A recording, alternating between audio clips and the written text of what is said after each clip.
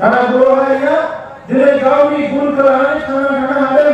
बिनि गुबै मोनसे जि बिग्रायखांनाय जांख्रिखांनाय बेखौ लाबोग्रा आफादानो जाबाय दुलाराय बर' फरायसा आफाद। माहारियाव गोबां आफादफोर दङ। बे आफादफोराव गावनि खामानिखौ मावो। नाथाय बिथांमोना 10% मावोब्ला दुलाराय बर' फरायसा आफादा 80% मावो। आरो आंनि जिउनि आधारनिफ्राय बांसिन जिखिनि आंनि जिउआव गावनि बैसोआ जाबाय बिनि आधारनिफ्राय बांसिन बैसोजों आं एबसुआव थानानै आं गासैखौबो नुजोबबाय मिथिबाय जे दुलाराय बर' फरायसा आफादा ओरैनो मख'नोल' एबसु होननाय मोनसे मुं नङा। बियो हारि दानायनि मोनसे बेसेबां गिदिर फसंथान। बे लैथोमायाव जाय दोबैगोन बिसोर मिथिगोन दुलाराय बर' फरायसा आफादा मा। दा दुखुनांथाव दिनै एबसुआव खामानि मावलांग्रा मानसि साफा सानैफ्रा एबसुखौ सुथुर बायदि लायो। नाथाय एबसुखौ रावबो जेबो खालामनो हाया। दिनै आङो सरकाराव फैदों। गाबोन आं बबेबा मोनसे खोथा लानानै एबसुजों जुदि माबा मोनसे बाथ्रा दान्थे बिदान्थे जानानै गाबोन जुदि आं सानोबा आङो एबसुखौ थेर खालामगोन। आं खुनुदिन मावनो हानाय नङा। थांनाय सरकारा बे 20 बोसोराव बिथांमोना ओरैबायदि स्टेप लादोंमोन मालाय हारिनि गासैबो फरायसा आफादनो जातीय संगठनफोरनो थाखा फैसा होजोब एबसुनो गरसेबो होनो नाङा। एबसुखौ मिटिं खुंनो होनो नाङा। गासैबो चेलेन्ज खालामनायनि उनावबो एबसुआ दिनै गोरोबथा खालामनानै मोजाङै मोनसे जारिमिन सोरजिबावनो हाबाय एनडिपिजों लोगोसे। दा नोंथांनि रायजोफोर बेयो जाबाय मोनसे फिल'सफि। बेयो जाबाय सानस्रि आरो सानथौ आदर्श आरो नीति। मोनसे आफादा थांना थायो बेनि मिशन भिजन सानथौ आरो सानस्रिनि गेजेरजों। दा ओंखायनो जायहा सानथौ सानस्रि गैया बे मानसियाबो आदां गादां जायो।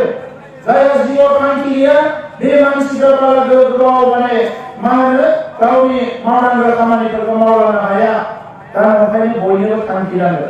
आरो दुलाराय बर' फरायसा आफादाव बड'फा उपेन्द्रनाथ ब्रह्मआ आफादगिरि जानायनि उनाव एबा सिगाङाव जेफोर बाथ्राफोरखौ बुंलांबाय जोंनि जाय गिबि सारिनि दैदेनगिरिफोर जायफोर जि लामाखौ दिन्थिलांबाय बेजोंनो दिनै आगान सुरबोयैनो हारिनि खामानिखौबो मावदों आरो जौगानायनि खामानिखौबो मावदों।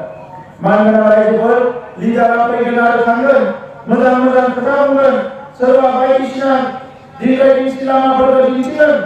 नाथाय मोनसे हारिया गावहा मोनसे इउनिटि थायो। हारि हिसाबै थांना थानायाव बयबो हारिनो गावनि मोनसे इउनिटि नांगौ जायजों गावहा थांनानै थानाय रेजिस्टेन्स नांगौ।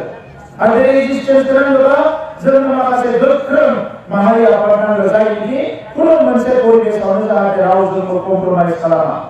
दिनै नुनायाव एबसुखौ ओरैबायदि माखासे सानो सोरबा कमप्रमाइज खालामसिगोन नामा सोरजोंबा गंगायसिगोन नामा मासिगोन नामा थाङै जेब्ला खामानिया जायो अब्ला गावनो सोमोनांफैयो नाथाय एबसुआ कमप्रमाइज खालामासै। आं 20 बोसोर आफादगिरि थानायाव जोंनिनो सोरबा बायग' दैदेनगिरिफोर माखासे सानसुमैफोर गोबां समाव कुइसन खालामो सोङो जे नैबे खामानिखौ मानो मावदों नैबे खामानिखौ मानो मावाखै ओरैबायदिसो खालामनांगौ। नाथाय एबसुआ गावनि मोनसे दिशा डाइरेक्सन दङ बेजोंनो थांबाय थायो आरो बेजोंनो थाङो। जोङो बेखौ गोरोन्थि जानो नाङा।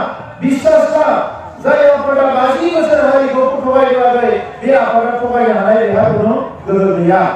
आं सिगांनो बुंदोंमोन एबसुआव थानाय समाव रावबो एबसुखौ थगायनो हाया। सोरबा गाज्रि जादोंबा एबसुनिफ्राय ओंखारनानैसो गाज्रि जाहैगोन आरो बेखौ एबसुआ गेरेन्टि लानो हाया। दा बिनि थाखायनो नाथाय बै मानसिफ्रासो दायित्व लानांगोन। आं दिनै 20 बोसोर गाहाम एबसुआव थाबोनानै हारिनि खोथाखौ जुदि बुजियाबा हारि दानायनि बाथ्राखौ मिथियाबा बिनि दायनिगिरिया एबसु नङा आंसो जागोन।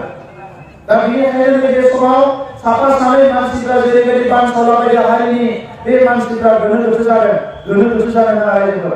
दिनै 21st सेन्चुरियाव गोनो गोथो जानायनि सम गैया। साइन्स आरो टेक्न'लजिया बेसेबांबा जौगालांबाय। जोङो दिनै बे एलपि स्कुल हाइ स्कुल गामिनि लामानि थाखाय जोङो दरखास्त होनानै गोदाव सोराव जानो गोनां जादों।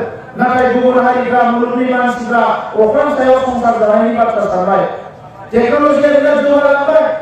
दा बेबायदि समाव जोङो लामा आन्दायनो नागिरनाय बायदि जादों।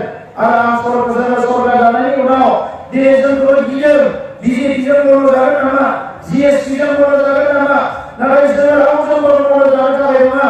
नैबे सरकाराव दिनै सिबाबो जोंनिनो डिपुटि सिबाबो जोंनिनो स्पिकाराबो जोंनिनो मालायनि नङा जोंनिनो आरो बेफोरो साफा बिग्रायारि गोजा रावबो बेखौ फद'नो हाया। गाबोन समफोर जुदि बेबायदि थासारि फैयोबा जोंहा